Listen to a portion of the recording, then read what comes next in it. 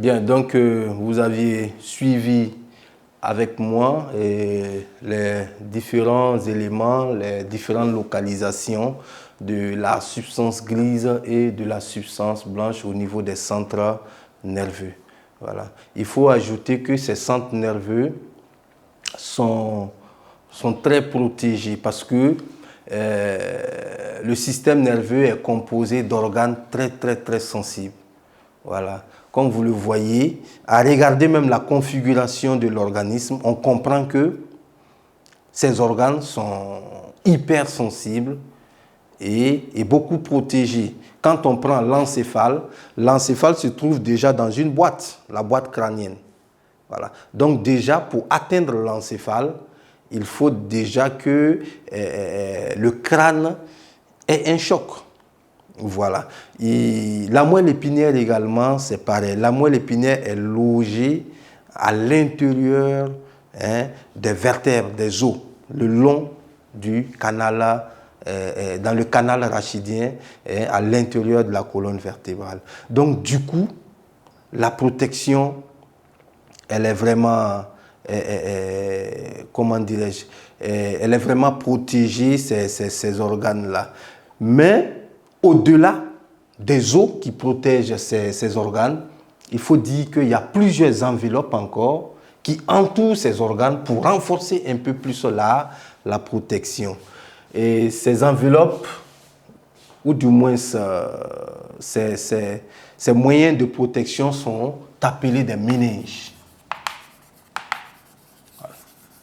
Les méninges, et il y en a jusqu'à 3 méninges qui protègent les centres nerveux. Donc nous avons premièrement la duumère et la deuxième enveloppe, c'est l'arachnoïde.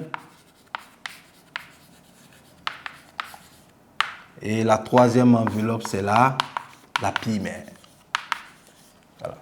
Donc la duumère, c'est la toute première enveloppe qui se trouve en contact même avec le crâne ou en contact avec les os s'il s'agit de la colonne vertébrale.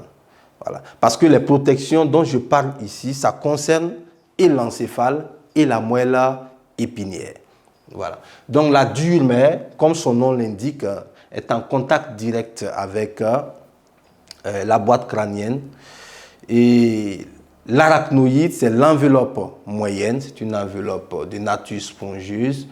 Et la pymère, c'est cette enveloppe-là qui est en contact direct avec l'organe, soit l'encéphale, soit la moelle épinière.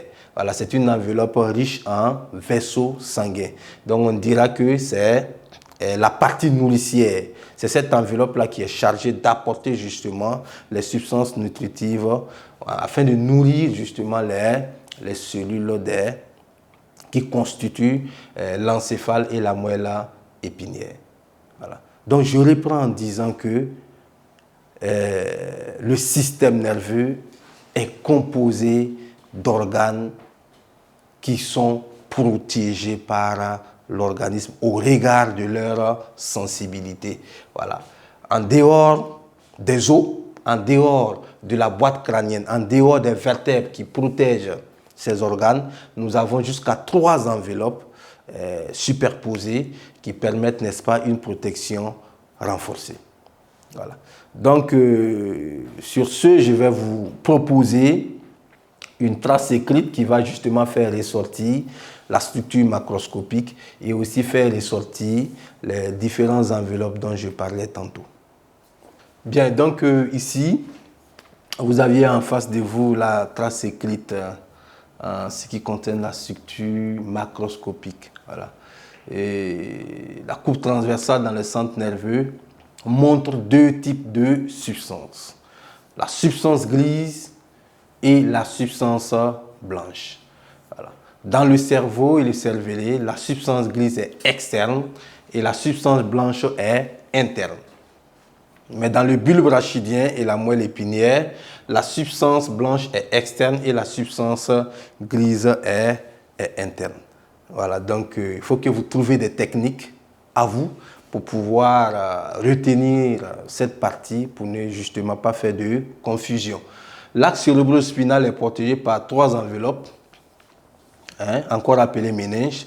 Nous avons la pile mère, qui est très riche en vaisseaux sanguins, qui est très riche en vaisseaux nourriciers et qui est en contact avec l'organe. Ensuite, l'enveloppe moyenne, encore appelée arachnoïde, voilà, qui est une membrane spongieuse.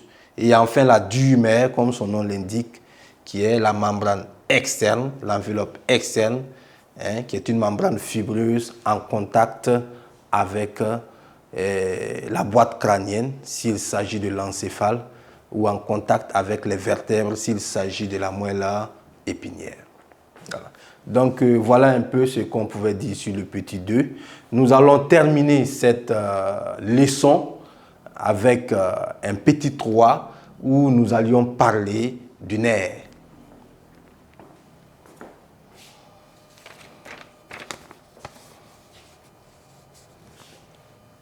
Donc, en petit 3, structure,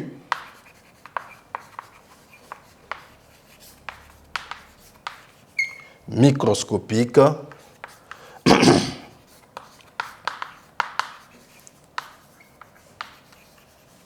du système nerveux. Bien, et je pense que nous avions déjà évoqué la notion de cellule. La cellule qui est l'unité anatomique et physiologique d'un organisme vivant, le plus petit élément viable qui peut se reproduire dans l'organisme. Voilà. La cellule nerveuse, la cellule du système nerveux ici, est appelée neurone. Voilà. Est appelée neurone. Et une observation au microscope de ces neurones-là se présente comme suit. C'est un peu comme ça.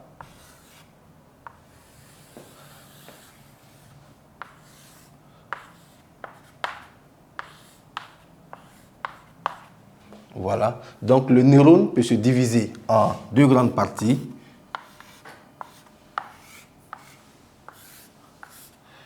Nous avons la première partie qui est le corps cellulaire.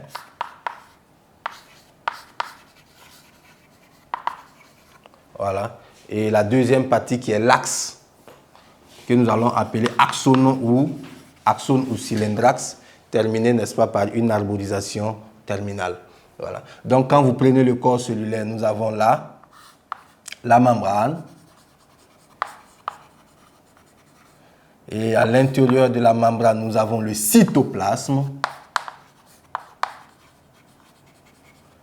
Voilà. Et dans le cytoplasme baigne le noyau. Voilà. Donc, ces éléments que vous voyez sont des dendrites. Voilà. Donc, je suis en train de caricaturer, sinon je vais plus tard vous donner le schéma. Voilà. Donc, voici un peu les 2 grandes parties qui constituent le neurone, encore appelé cellule nerveuse. Voilà. Donc, sur ce, je vais projeter le schéma du neurone pour que vous puissiez avoir une belle vue en ce qui concerne cette cellule. Bien, donc là, vous avez le schéma que je tentais de dessiner au tableau, le schéma d'une cellule nerveuse. Voilà, ce schéma comprend 2 parties. Un corps cellulaire présentant les prolongements. Voilà. Un corps cellulaire présentant des prolongements appelés dendrites. Et là, vous aviez à l'intérieur, d'abord, il y a la membrane. Et à l'intérieur, n'est-ce pas, de cette membrane, vous avez le cytoplasme dans lequel baigne un noyau. Voilà. Là, c'est le corps cellulaire. Donc, vous voyez cette partie grise-là. C'est cette partie grise, justement, qui constitue la substance grise dont je parlais tantôt. Voilà. Quand on dit substance grise, c'est le regroupement de plusieurs corps cellulaires. Voilà. Donc, quand je prends la moelle épinière, on a eu à dire que au niveau de la moelle épinière, la substance grise est interne et la substance blanche est externe. La substance grise est interne signifie que à ce niveau, nous avons un regroupement de plusieurs corps cellulaires, voilà, de neurones différents. Bien, la deuxième partie, l'axone, voilà, au cylindre-axe, aux fibres nerveuses. Voilà. Cette partie-là, c'est vraiment un long prolongement de la cellule nerveuse qui se termine justement par une arborisation terminale. Voilà. Donc, c'est la constitution de cet axone-là qui constitue justement la substance blanche dont nous parlons tantôt. Donc, quand on dit substance blanche, c'est la deuxième partie de la cellule nerveuse qui est constituée de l'axone. Voilà. Donc, ça vous permet quand même d'avoir une idée maintenant de ce que nous appelions tantôt substance blanche ou substance grise. Bien, donc, sur ce, je vous propose la trace écrite que voici. Alors, les cellules nerveuses sont appelées neurones. Hein? Et un neurone comprend deux parties. Alors, la première partie, c'est le corps cellulaire présentant des prolongements courts, encore appelés dendrites. Alors, les dendrites sont bien visibles, n'est-ce pas, sur le schéma. Voilà, des dendrites et contenant un cytoplasme avec un gros noyau. Voilà. La deuxième partie, c'est un prolongement long appelé axone ou cylindrique recouvert de gaines. Voilà. Ensuite, la substance grise contient les corps cellulaires des neurones, alors que la substance blanche, les nerfs, et alors que la substance blanche et les nerfs contiennent les prolongements des neurones. Donc, je reviens encore au niveau de la structure macroscopique. Quand on parlait de substance blanche et de substance grise, la réponse se trouve à ces niveaux. Substance grise, c'est constitué de regroupements de corps cellulaires, et substance blanche, c'est naturellement les prolongements des neurones, c'est le regroupement des axones qui donnent cet aspect blanc à cette substance. Voilà. Donc, nous voici au terme de cette première leçon, où nous avions parlé de l'anatomie du système nerveux.